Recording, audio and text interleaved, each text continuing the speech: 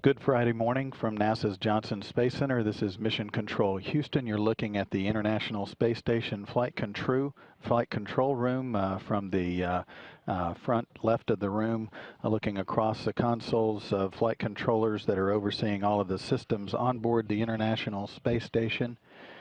The team has been on console since about 7 o'clock this morning, Friday morning Central Time, and today, once again, as with the entire week, has been led by Flight Director Royce Renfrew, who you see standing there. He is the flight director for this shift all week.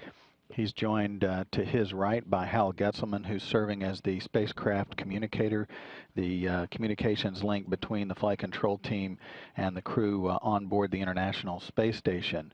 The ISS is currently tracking southeasterly toward the coast of Mauritania, having made a pass across the North Atlantic and now headed down across portions of Africa before moving into an orbital sunset in about 30 minutes or so. From this vantage point of 240 miles above the Earth, the station is circling the Earth every hour and a half or so, offering an orbital sunrise and sunset every orbit, every 45 minutes as the station circles around the globe, with the crew members on board serving as the Expedition 30 crew, continuing in their Friday, which began about 1 o'clock in the morning. That crew consists of Commander Dan Burbank, who is a U.S. astronaut that launched with two Russian colleagues, Anton Shkaplerov and Anatoly Ivanishin, back in November of 2011. Those three crew members are slated to return home at the end of April. The other three crew members on board joining them are Oleg Kononenko, Andrei Kuipers, who is from the Netherlands, and U.S. astronaut Don Pettit. They launched and joined the other three crew members in late December, and they're scheduled to return home in early July. The first three crew members enjoying their 125th day in space today, 123 of those aboard the International Space Station. The quote, youngest three of the six, Kononenko, Kuipers, and Pettit, are in their 87th day in space, 85 of those aboard the International Space Station. Burbank Friday is spent almost exclusively his time working with cable routing associated with the high-rate communications system. This procedure routes KU communications to a joint station local area network and a secondary KU communications unit avionics power cable, along with two multiplexer demultiplexer cables on board as well. These are located behind one of the avionics racks in the Destiny lab, requiring the rack to be rotated forward for access. Pettit spent more time with investigations into how flames are controlled. He did most of that on Thursday, wrapping up all of that activity, which helps investigators on the ground lead to improvements in technologies aimed at reducing pollution emissions while also improving burning efficiency for a wide variety of industries. Kuipers has been working on stowage in and around the Leonardo Permanent Multi-Purpose Module. He's also used the onboard ham radio equipment to make contact with middle school students in Belgium. The Russian crew members conducted research and housekeeping chores that included work in the Zvezda service module on its ventilation system cleaning.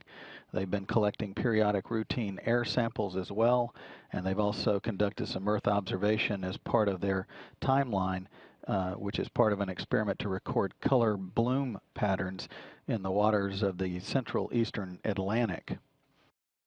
This weekend, the crew will essentially be off duty, but will conduct routine housekeeping chores, exercise. They'll check some autonomous payloads on board to ensure they're operating properly, and they'll also have time to talk and visit with their family and friends back here on Earth. While all of that's going on orbit, down here on the ground, preparations for launch of the third automated transfer vehicle are continuing down in South America at the Ariane Space Facility in Kourou. The Eduardo Amaldi, as it's named, currently is set for launch next Thursday, Thursday night Central Time, pending completion of the ongoing launch readiness review, which should wrap up Friday. The launch at 11:34 p.m. Central Time, March 22nd, leads to rendezvous and docking with the station at 5:34 p.m. Central Time, Wednesday, March 28th, delivering supplies and logistics to the station's Expedition 30 crew. So that's all the activities that are ongoing, and that'll keep the crew busy throughout the rest of Friday as the team of flight controllers around the world watch over the crew throughout the day. It's been a very busy week aboard the ISS for the 6-member crew. The crew members spread throughout the 13,000 cubic foot facility, conducting science investigations, housekeeping chores, internal robotic ops, and Earth observations. The following last week's robotic refueling mission work by the station's Dexter robot on the end of the robotic arm outside. Internal, the 7th crew member of the station, Robonaut 2, demonstrated its own dexterity by signing "Hello World" to the Earth below. R2 also proved useful later in the week in grasping an instrument used periodically to measure air ventilation within the Destiny laboratory.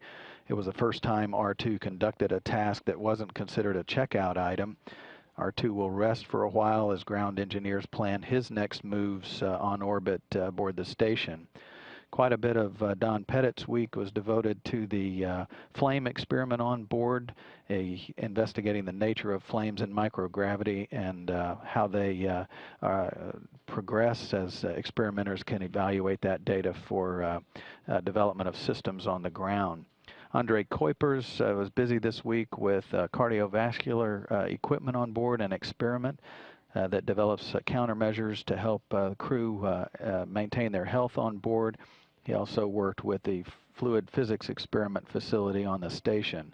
The Russian crew members also worked with experiments and investigations on board the station, as well as Earth observations, and also some work with the communication systems in one of the Russian segment modules. Commander Dan Burbank also worked with the U.S. spacesuits this week, checking them out to make sure they're in good working order in the event a spacewalk is needed on board. There are no plans for an EVA or extravehicular activity until Expedition 32 and 33 later in the year. Midweek, Burbank and Pettit, flanked by their 7th crew member, Robonaut, talked about their mission with Fox News Channel's America's Newsroom, and they also have some additional media interviews scheduled next week ahead of the automated transfer vehicle launch. So it's been a busy week in space with teams around the world assisting the crew from here on the ground. This weekend, the crew will essentially be off duty, but will conduct some routine chores on board, exercise, check some payloads, and also talk with their friends and family. We'll be back again next week with another week of coverage of Expedition 30's voyage aboard the International Space Station. Have a great weekend, everybody. This is Mission Control Houston.